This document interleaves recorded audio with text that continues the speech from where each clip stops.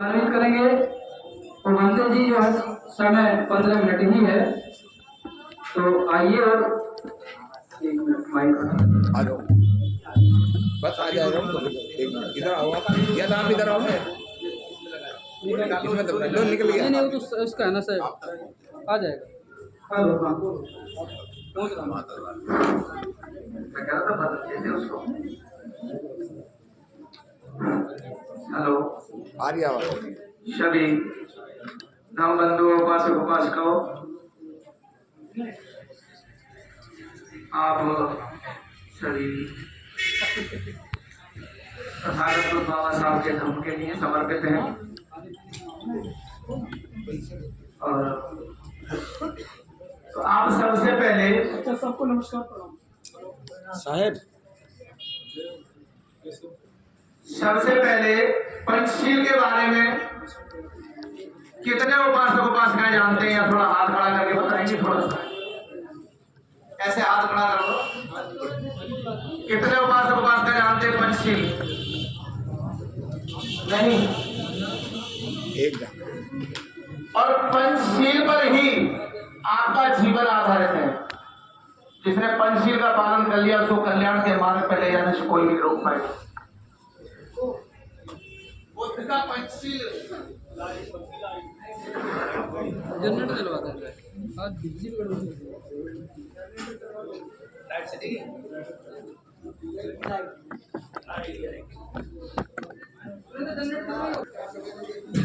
पंचशील पहले तथागत बुद्ध ने पाणा वेरमणि शिक्षा बदल समाज मैं प्राणी हिंसा न करने से शिक्षा ग्रहण करता हूं। प्राणी अकारण प्राणी हिंसा न करने की शिक्षा ग्रहण करता हूं और करती हूं। तो अकारण ही तो है, और कारण हो जाए तो करेंगे। मान लो आपके घर में कोई चोर या दुश्मन या कोई सर्प आ जाए, तो अगर उसको निकालेंगे नहीं या मारेंगे नहीं या भगाएंगे नहीं तो वो हमारे घर में क्षति पैदा करेगा। तो अकारण नहीं करेंगे, अगर कारण है तो प्राणी हिंसा भी कर सकते हैं अपने लिए बचाने के लिए। नंबर 2, अदिन्ना नाम वेरमणि शिक्षा बदल समाज। दूसरी चीज, मैं कभी बिना दिया हुआ दान चोरी नहीं करूंगा और नहीं करूंगा। नंबर 3, कामेश में छद्रा वेरमणि शिक्षा बदल समाज। मैं काम वासना से व्रत रहने की शिक्षा ग्रहण करता हूं और करती हूं। यह तथागत बुद्ध ने इस सील को डबल किया और कहा छोटी से बेटी को बराबर की से बहन और बड़ी से माता को ये बुद्ध की है। और ये भी उपासनाओं के लिए है। अगर अपनी उम्र से छोटा है लड़का या लड़की तो वो बेटी बेटा के समान है। अपनी उम्र के हम उम्र है तो भाई बहन के समान है, और अपनी उम्र से बड़ा है तो वो माता पिता के समान मान लो। तो व्यभिचार का रास्ता रुक जाएगा।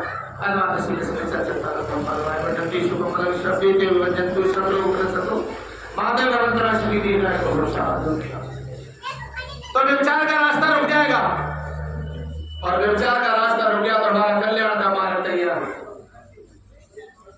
साधु सन्यासी ग्रस्त कोई भी अगर पकड़ के रास्ते पे जाता है तो व्यभिचार के मार्ग से जाता है, और जिसका व्यभिचार का रास्ता रुक गया उसका कल्याण का मार्ग कोई भी नहीं रुक पाएगा। नंबर 4, मूसावाला वेरमणि शिक्षा बदल समाज। मूसावाला कहते पाली भाषा में झूठ बोलना। घर परिवार में लड़ाई किसी और बात पर हो जाती, झगड़े हो जाते भाई भाइयों में,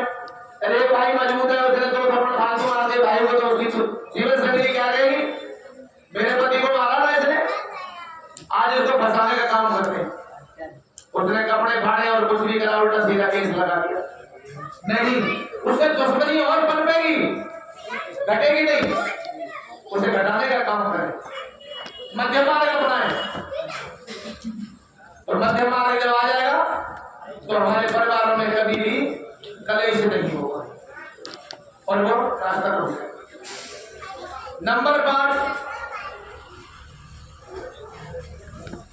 शुरा मेरी मज पमादे जाना वे बड़ी शिका बदल समाधे। ये सील, 5वीं सील, ये थोड़ी अटपटी है। शुरा में इस पक्की शराब, में कच्ची शराब, पमादे जाना नशीली वस्तु में कच्ची पक्की शराब, नशीली वस्तुएं से व्रत रहने की शिक्षा ग्रहण करता हूं और करती हूं। आजकल के समय में तो उपासक ही नहीं, उपासनाएं भी नशा करती हैं। तो वो लोग समझती है और उनकी मजबूरी होती है नशा करने की। क्यों? कि उनका जो जीवन साथी है वो अगर गलत रास्ते पे चलता है तो उनको मजबूरन उसके रास्ते पे चलना पड़ता है, क्योंकि उसको सुधारना है। और सुधारने के चक्कर में कभी कभी दोनों ही बर्बाद होते हैं। तो मैं ये कहूँगा कि ये सुना मेरे 5वीं सील को मजबूती से दृढ़ निश्चय करके इसका पालन करें। नशीली वस्तुओं से बचेंगे तो आपके सभी कल्याण के मार्ग खुल जाएंगे। क्यों? कि पैसा जरूरी है और पैसे से सारे काम होते। जब नशेड़ी अपनी जीवन प्रसंगिनी को जब शादी करके लाता है तो उस दिन सारे वादे करके आता है कि मैं अपनी जीवन संगिनी को अच्छा सुख दूंगा, अच्छा पालन पोषण करूंगा, इसके द्वारा जो बच्चे पैदा होंगे मैं अच्छे स्कूलों में पढ़ाऊंगा, अच्छी शिक्षा प्राप्त कराऊंगा, अच्छे वस्त्र पहनाऊंगा, अच्छी गाड़ियों में घुमाऊंगा। लेकिन वो कोई काम करा पाता है क्या? क्यों? कि जो पैसा कमाता है वो नशीली वस्तु खरीदने में दे आता है और वहां से नशीली वस्तु खरीद के लाता है। जब उसका सेवन करने के लिए मुंह की तरफ, मान लो दारू ले लो, अगर मुंह की तरफ करेगा तो एक बार उसका माइंड का कंप्यूटर हिल जाता है ना। वो करता है ऐसे ऐसे। मैंने ठीक है आप आसपास हैं तो वहां हम देख लेते हैं कई बार निकलते बढ़ते, लेकिन वो फिर भी जबरदस्ती उसे अंदर करता है। वो दारू मना करती है, नशे की चीज मना करती है कि तुम मुझे अपने अंदर मत, अगर तुम मुझे इस शरीर में डालेगा तो ये शरीर नष्ट हो जाएगा। और जिस जीवन संगिनी को, जिस बच्चों को वायदा किया है तूने, वो नहीं निभा पाएगा, समय से पहले शमशान घाट की तरफ रास्ता बना लेगा। तो इसलिए दूसरा नंबर 6 हानियां चलती है इसकी हमेशा नशे की चीजों की। सबसे पहली हानि पैसे की बर्बादी, दूसरी हानि शरीर की बर्बादी, और तीसरी हानि घर में कलह, और चौथी हानि अपने बच्चों को उच्च शिक्षा नहीं दिलाना। 5वीं हानि, जो शादी ब्याह के लिए परिवार जब तैयार होता है तो वहां क्या समझ में आती है कि भाई ये नशेड़ी की औलाद है, इनके परिवार में अगर लड़की लड़का देंगे तो कलह होगा हमेशा। और 6ठी हानि, जब समाज में कोई अच्छा भी इस समय पे प्रवचन चल रहे यहाँ पे धार्मिक, और कोई नशेड़ी अगर उधर से आ जाए या इधर से आ जाए तो उसे रोकने का काम करेंगे ना कि भाई इसको मत आने देना, इसे रोकना, तो उसे समाज में भी ठोकर मार दी। तो ऐसा व्यक्ति कभी भी आगे नहीं बढ़ता। तो ये पंचशील तथागत बुद्ध का, इसका पालन करें। और शायद ही मेरा टाइम पूरा हुआ है, अभी है थोड़ा बहुत, हो गया चलो हो गया तो फिर तो समापन। तो मेरे कहने का मतलब यह है कि आप पंचशील का पालन करें, और पंचशील का पालन करें। अब किसी दुकान से जब कोई चीज खरीदने जाते हैं तो सबसे पहले मेडिसिन की डेट देखते हैं, मैन्युफैक्चरिंग देखते हैं, लेकिन जो मेन चीज है उसे कोई देखता है क्या? मेन चीज क्या है? जब कोई मेडिसिन खरीदने जाएंगे तो उसकी क्या चीज देखनी चाहिए सबसे पहले? बताओ कोई तो बोलो। Expiry date. और दूसरे नंबर है कीमत। और तीसरे नंबर है असली है या नकली। अच्छा ठीक है। और कुछ नहीं देखना चाहिए, और कुछ भी तो देखा जाता है उसमें, घोड़ा और अवगुण, लेकिन मैं चीज नहीं देखी किसी ने।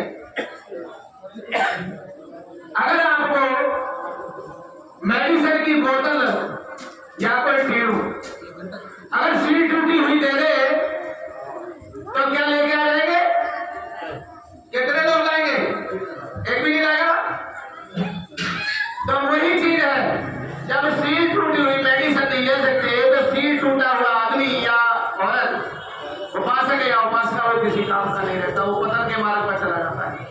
तो अभी जो पंचशील मैंने आपको बताया तथागत बुद्ध का, इसका पालन सभी करते हैं, पालन तो सभी करते हैं, लेकिन पहचान नहीं पाते।